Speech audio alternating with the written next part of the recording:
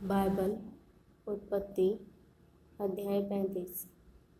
तब परमेश्वर ने याकूब से कहा, यहाँ से निकलकर बेतेल को जा और वहीं रह और वहाँ परमेश्वर के लिए वेदी बना, जिसने तुझे उस समय दर्शन दिया जब तू अपने भाई एसाव के डर से भागा जाता था।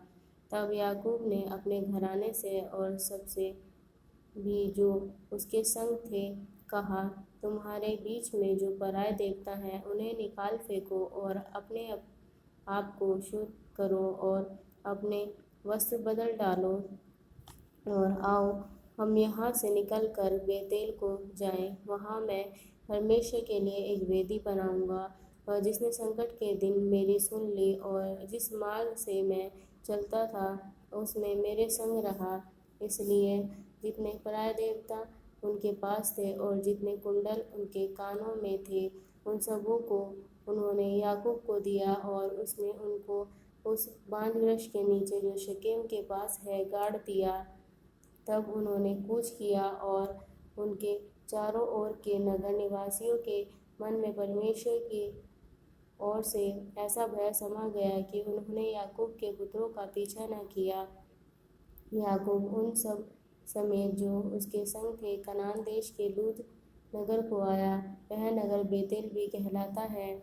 वहाँ उसने एक वेदी बनाई और उस स्थान का नाम एल बेतेल रखा, क्योंकि जब वह अपने भाई के डर से भागा जाता था तब परमेश्वर उस पर वहीं प्रकट हुआ था। और रिबका की दूध पिलाने वाली गाय दबोरा मर गई और बेतेल के बांज वृक्ष के निचले भाग में उसको मिट्टी दी गई और उस बांज वृक्ष का नाम एलोन बकूत रखा गया। फिर याकूब के बदनाम से आने के पश्चात परमेश्वर ने दूसरी बार उसको दर्शन देकर आशीष दी और परमेश्वर ने उससे कहा, अब तक तेरा नाम याकूब रहा है, पर आगे को तेरा नाम याकूब न रहेगा, तू इस्राएल कहलाएगा। इस प्रकार उसने उसका नाम इस्राएल रखा। फिर परमेश्वर ने उससे कहा, मैं सर्वशक्तिमान ईश्वर हूँ, तू फूले फले और बढ़े और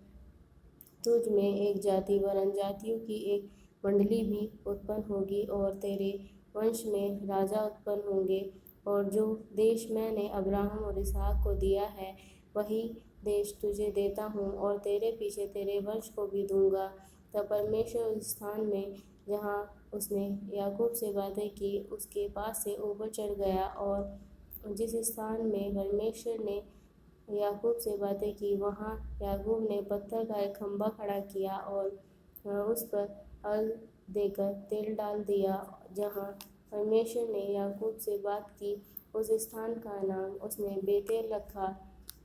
फिर उन्होंने बेतेल से कूच किया और एप्राता थोड़ी ही दूर रह गया था कि राहेल को बच्चा जन्मने की पीड़ा उठने लगी। जब उसको बड़ी बड़ी पीड़ा उठती थी तब दाई ने उससे कहा, मत डर, अब की भी तेरे बेटा ही होगा।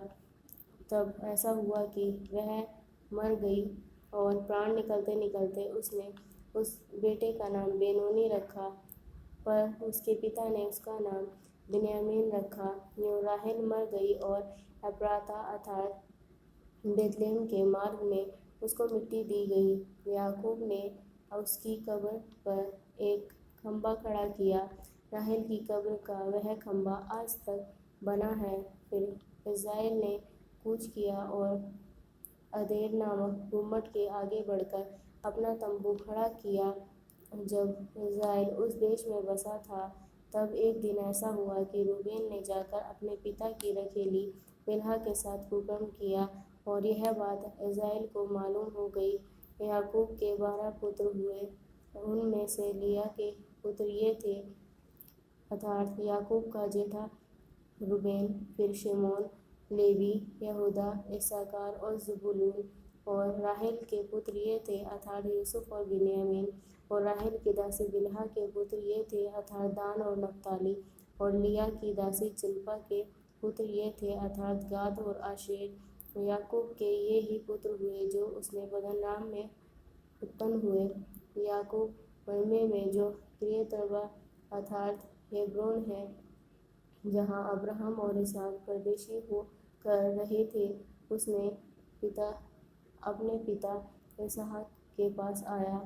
इसहाक की आयु 180 वर्ष की हुई और इसहाक का प्राण छूट गया और वह मर गया, और वह बूढ़ा और पूरी आयु का होकर अपने लोगों में जा मिला। और उसके पुत्र एसाव और याकूब ने उसको मिट्टी दी।